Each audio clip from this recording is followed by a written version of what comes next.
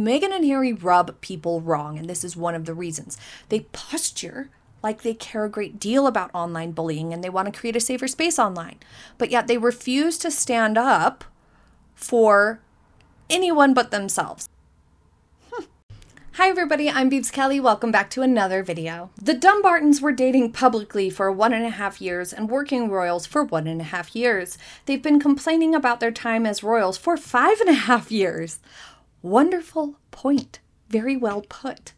Fabulous perspective. They've never been treated as badly as Catherine by the press. And the Dumbartons have added to it by saying she made Meghan cry. Didn't want to let Meghan borrow her lip gloss, which is a gross hygienic thing to ask of a lady. So Catherine was completely in the right there.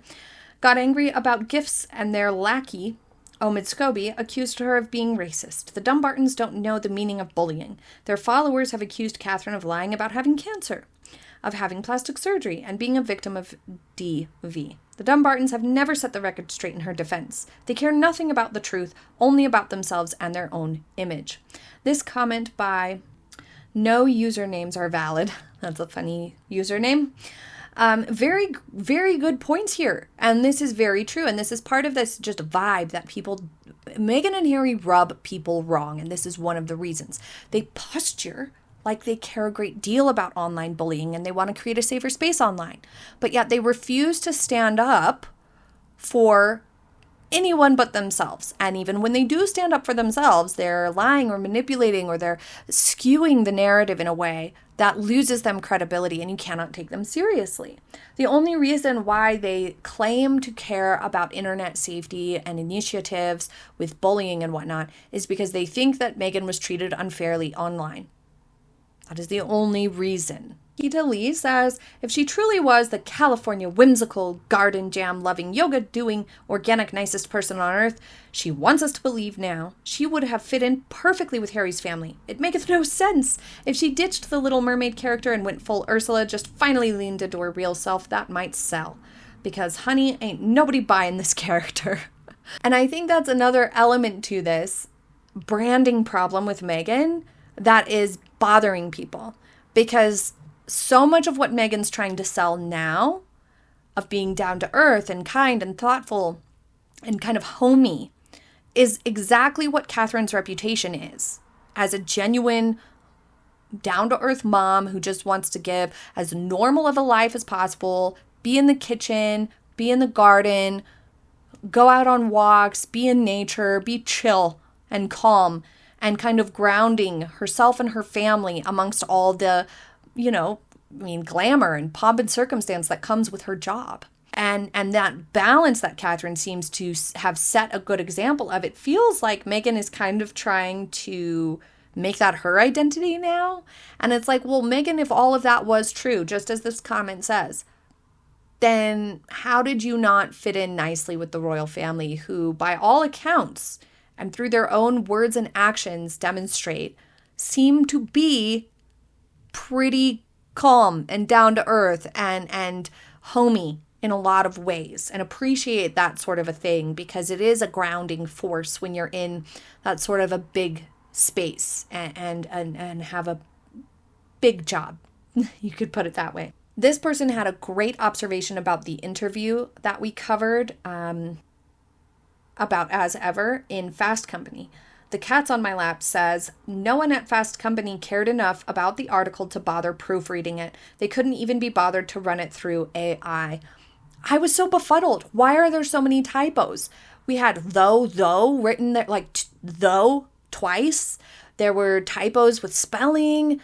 There was all kinds of stuff wrong, grammatical errors and whatnot in that article. And I couldn't see it. That's an excellent point. Fast Company didn't care about that article at all. They were like, this is just being done for whatever reason. Maybe they have ties to Method Communications, which is Harry and Meghan's new communications team that they hired so that they don't have to have their own private in-house staff, saving some cash.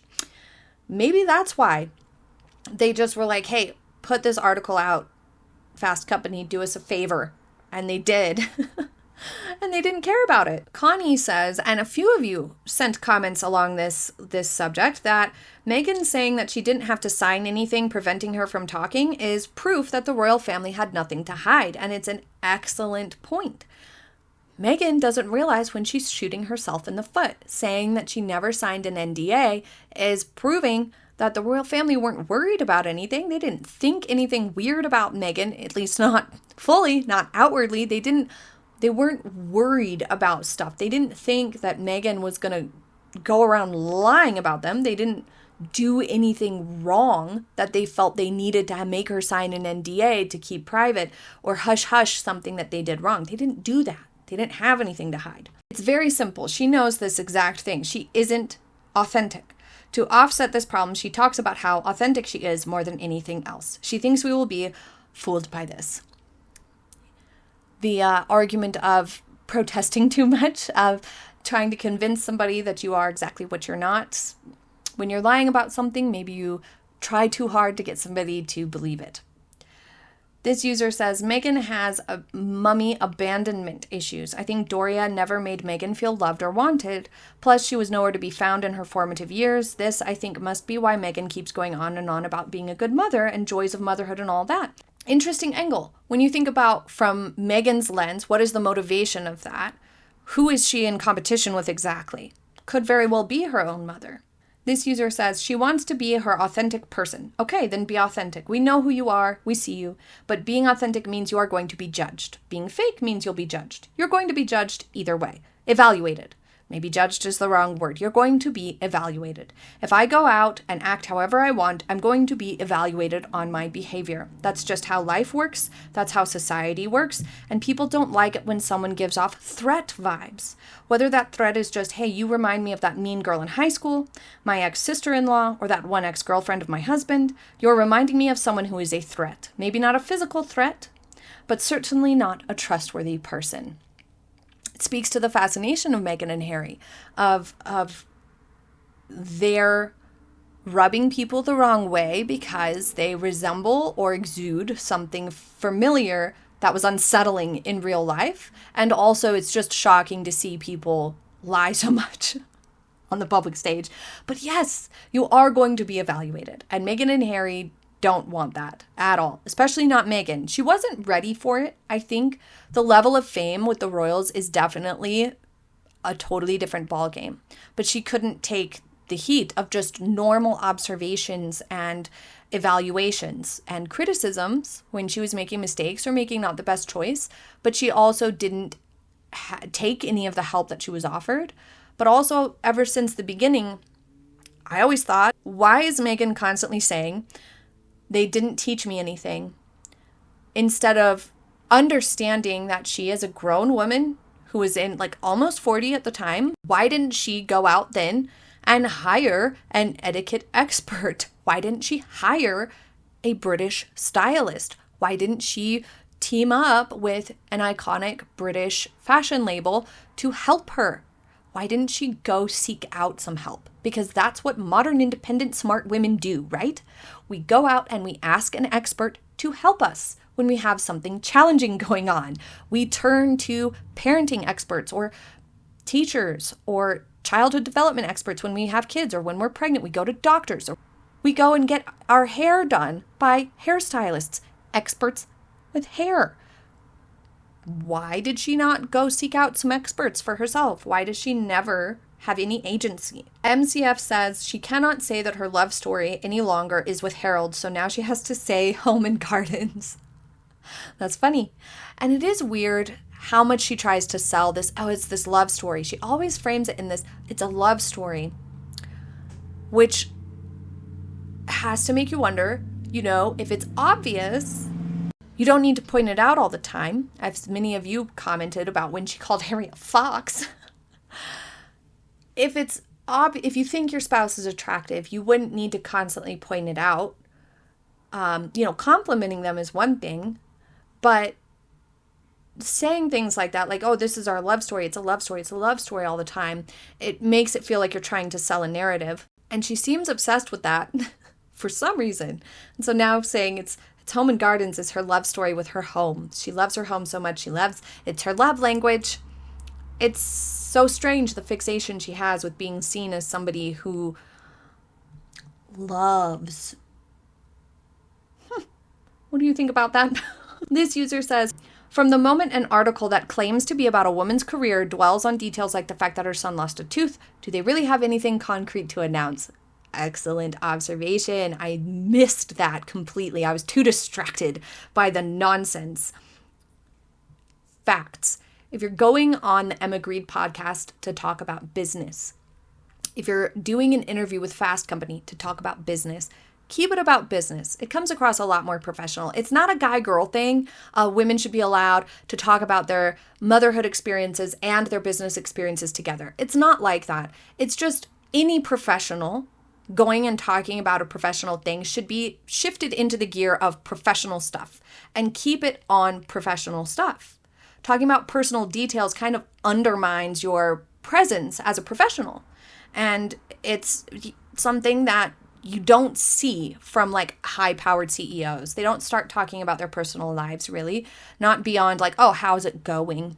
Or like, oh, something really big, like, oh, we just welcomed a baby or something, maybe. Or I just got back from maternity leave, maybe. But that's kind of the limit to what makes sense.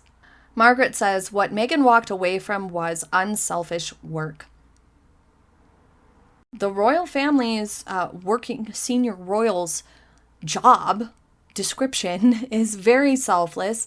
It's very much giving back to the community that supports you and the people that are there to see you, giving them your time and attention fully. And she was completely incapable and unwilling to do that. Weevy Jeebies says, I don't understand why she didn't go into some kind of ink and paper calligraphy line.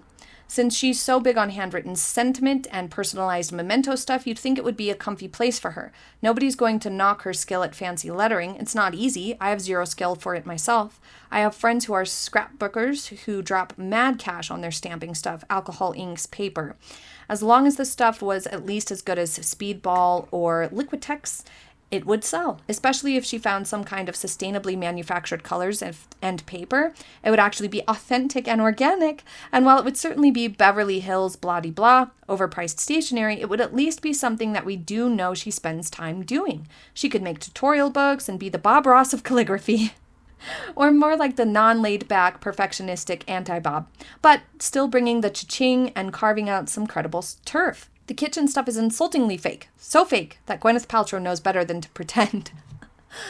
Okay, this is a way better way of saying it and a way better comment than what I've been saying. I've just been saying, why didn't she do that? Because as ever, to me, sounds like from a branding perspective, it would align with calligraphy and stuff. Like that makes sense to me. As ever, it's a sign-off. So is with love. Okay, these are sign-offs at the end of a letter. That's what you immediately associate it with in your head. So from a branding perspective, you want your brand name to immediately associate with the product. Duh. And so I've been saying it should be stationery. Snazzy pens, nice stationery, nice paper, nice envelopes, little wax stamps and stuff. Like, she loves that type of thing, obviously. She tries to hype it up. She uses it in a sort of, I'm looking down my nose at you, look at how I still write these letters and make them all fancy and use my title on my cards for my friends. But it still would have made way more sense and felt more authentic. But no, she's like, oh, no, it needs to be jam and wine. Ugh, so dumb. Doesn't align with the name. Very well said. I completely agree. And yes, it would have been more successful. It probably had a smaller reach because she wouldn't have been able to tie it into a show idea really as well. Like she could have done tutorials and stuff. Everybody uses YouTube. You can do tutorials and things like that. But I don't know. I totally agree with you. JWR says, I don't think Meghan knows who the real Meghan is because she's living in a lie, fantasy for so long she can no longer tell the difference. That's the problem with narcissists a lot of the time. They are always trying to squish themselves into what they think will look best in the moment or get them an advantage of some kind.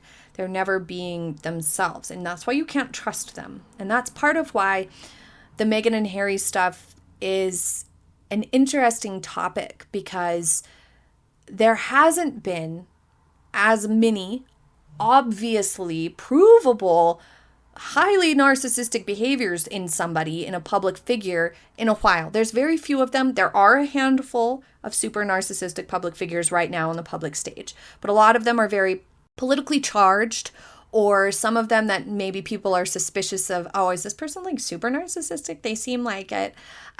There's not as much proof to be like, yeah, that is a total lie, as there is with Harry and Meghan. There's so many things with Harry and Meghan that have been proven to be lies, spins, manipulations, falsehoods, conveniently lying by omission, these types of things with Harry and Meghan, because they put themselves out there so much that they're a subject that I have followed.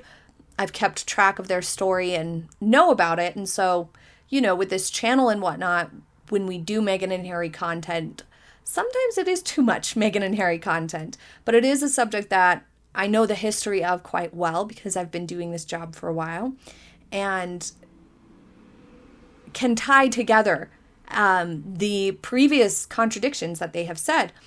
Like a lot of YouTubers, that's why they sometimes get into a niche, is because you pay attention to that subject and you know the history of it, and so you can bring, it sounds weird to say a level of expertise, but rather just a good understanding of the full story and the background knowledge to the subject, rather than having just a loose understanding of lots of subject matter. But the fact that they are so toxic and appear to have a lot of really highly narcissistic traits, I think is part of what fascinates people to see on the public stage, because a lot of people have dealt with that stuff in their personal lives, and lacking a clear identity is clearly one of those trends, and it's very strange to see on such a grand scale. What do you guys think? Leave your thoughts in the comments. Thank you for your comments. I will try to be sure to get more comment response videos up, because I really love showcasing what you guys have to say. And you say things so well and have great points and give great context to stuff that I miss as well. So I think it's wonderful, and I will continue to try to get those out for you guys as often as I can.